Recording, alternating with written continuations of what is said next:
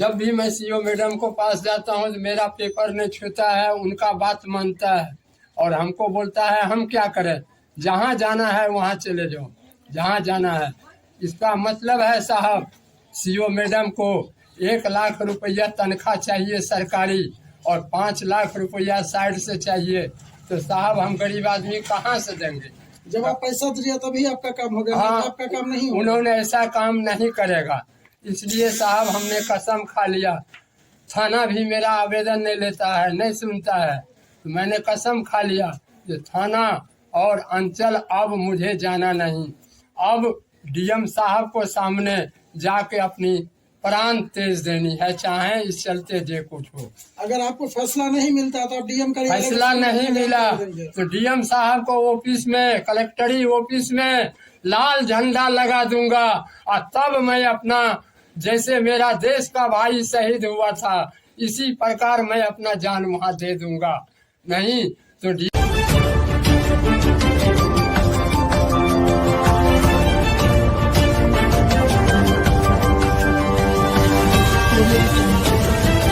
लाल यादव मेरा नाम है सर। पिताजी स्वर्गीय शंकर यादव, ग्राम पंचायत सिंघिया को रहने वाला हूँ, वार्ड 7 का, थाना नंबर 127, जिला समस्तीपुर, बिहार का निवासी हूँ सर। आपके साथ क्या घटना हुआ है? हमारे साथ घटना हुआ है, मेरा पूर्वज का जमीन है 22 कट्ठा। 22 कट्ठा में मेरा चचा और पापा किसी अन्य व्यक्ति को 1 कट्ठा दे दिया था, जो कि उसी 1 कट्ठा के बदौलत मेरे नाम से जो जमीन 7 कट्ठा है रोड का तरफ से, उस जगह कब्जा कर लिया है। किसको दिया गया था 1 कट्ठा जमीन? ये राम जतन यादव, पेशर बनारसी यादव। ये कौन है? आपके कोई पटीदार में है या बाहर के? पटीदार में नहीं है, बाहर का है। उनका वार्ड नंबर 6 है, मेरा 7 है। तो अभी क्या मामला हुआ जी?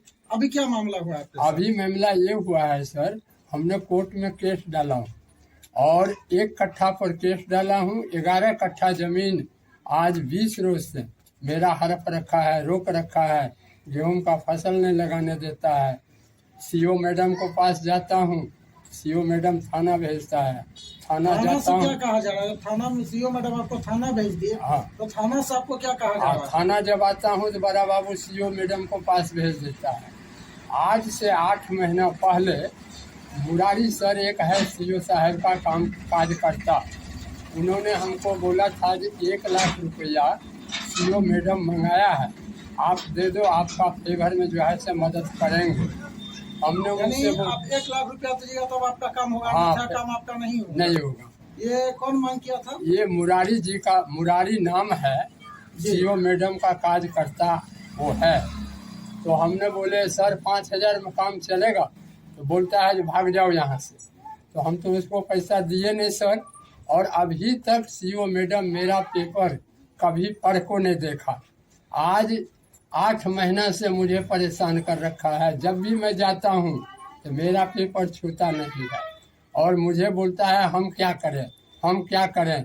हम धक्के खा खा के थाना, ब्लॉक, अनुमंडल, जिला, हर जगह गया हूँ, जो कि मेरा आवेदन आप कहाँ दे चुके हैं? 65 वो आवेदन मेरे पास है सर, जो मैंने थाना दिया हूँ 127 नंबर में, और अंचल में भी दिया हूँ, एसडीओ कोर्ट में दिया हूँ, डीसीएलआर कोर्ट में दिया हूँ, और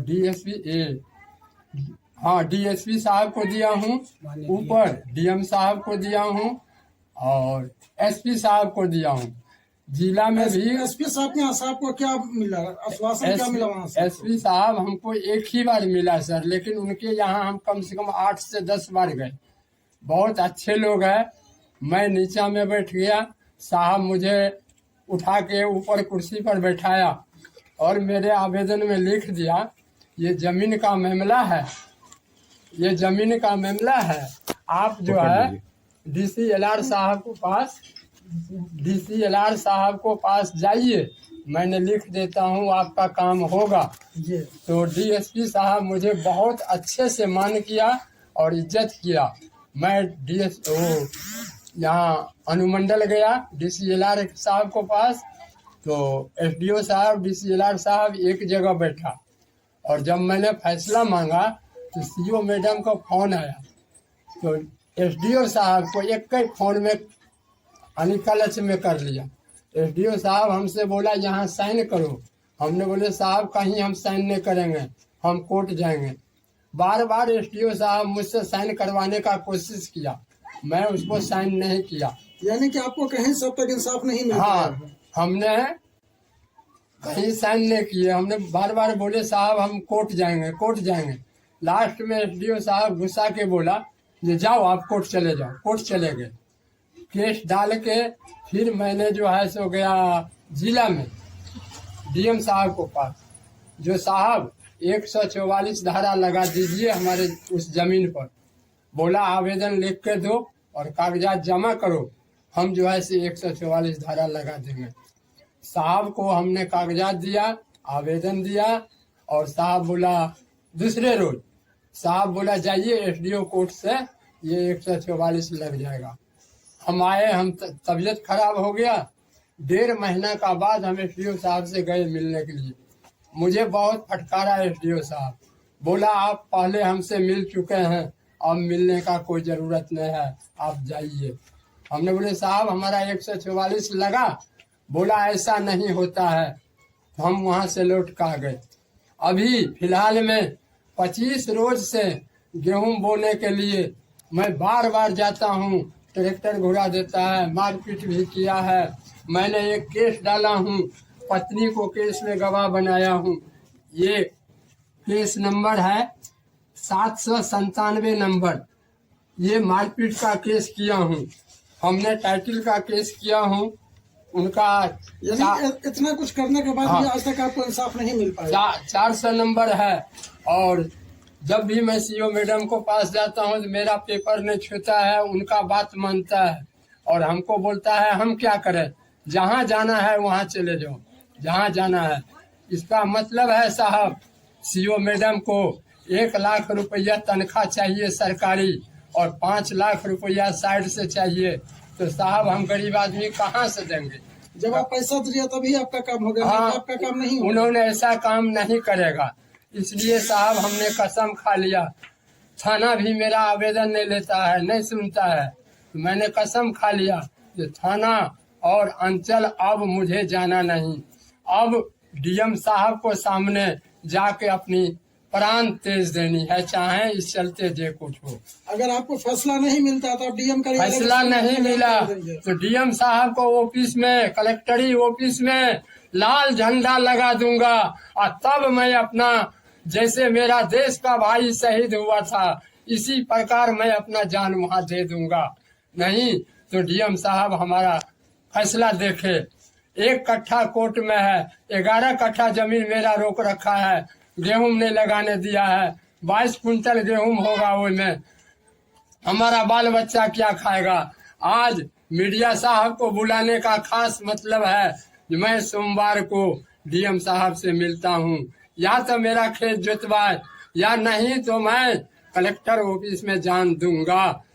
जो मैं कोर्ट में दे दिया हूं वो कोर्ट समझेंगे, लेकिन जो बचा हुआ है उसके लिए डीएम साहब हमको खेती करवाए या नहीं तो हमारे बाल बच्चा को जान ले ले। मैं जो है सो सीओ मैडम को नहीं छोड़ूंगा। अभी रुका हूँ एसपी साहब के लिए, जो ये बार बार धमकी देता है गोली मार देंगे, तुमको मार के बोरा में। किसके द्वारा धमकी दिया जाता है? राम जतन यादव, अनिल यादव और अरविंद यादव, अभिषेक यादव, आयुष यादव। तो कहने का मतलब कहता है जो बोरी में भर के और धार में फेंक आऊंगा, नहीं तो मैं जेसीबी से गड्ढा खून को उसमें दाग दूंगा, जो किसी साहब को हेरने से नहीं मिलेगा। तो साहब मेरा जान ये क्या मारेंगे, या तो साहब फैसला दे, नहीं तो कलेक्टरी ऑफिस में मैं अपना जान दूंगा और पूरे परिवार दूंगा। मैंने पत्नी से भी कसम खिला लिया हूँ, जहाँ मैं जान दूं वहाँ तुम्हें जान देना होगा। रोटी के लिए मैंने दिल्ली में रिक्शा। क्या घटना हुआ आपके साथ? सर हमरा 7 कट्ठा हमरा पति के नाम रहा, 7 कट्ठा में 3 कट्ठा दान पत्र कर दिया। दान पत्र करके उसमें आधा मट्टी भरा, 1,30,000 के मट्टी भरा लिया। उस पर 1 साल हुआ मट्टी भराने के लिए।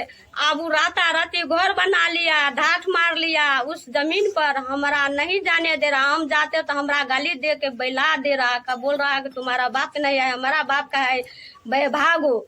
हम के जाती जे 11 कट्ठा हमारा पति से खेत जोताने जा रहा हूँ, से खेत पर हमरा नहीं जोताने दे रहा। गरीब लोग है, हमारा बच्चे लोग की खाएगा, माल लोग की खाएगा, हम नहीं जो बाप करने दे रहा। प्रशासन से क्या मांग करना चाहेंगे आप? प्रशासन हमरा कोई नहीं साथ दे रहा, न थाना साथ दे रहा, न बलोग साथ रहा, न समाज से साथ देता। तब हारने हम कोर्ट चल गया, 3 कट्ठा लिए, 1 कट्ठा रोक लगाया और जमीन नहीं रोक लगाया। वो जबरदस्ती बोल रहा रोक लगा दूंगा, तू नहीं रोक लगाया।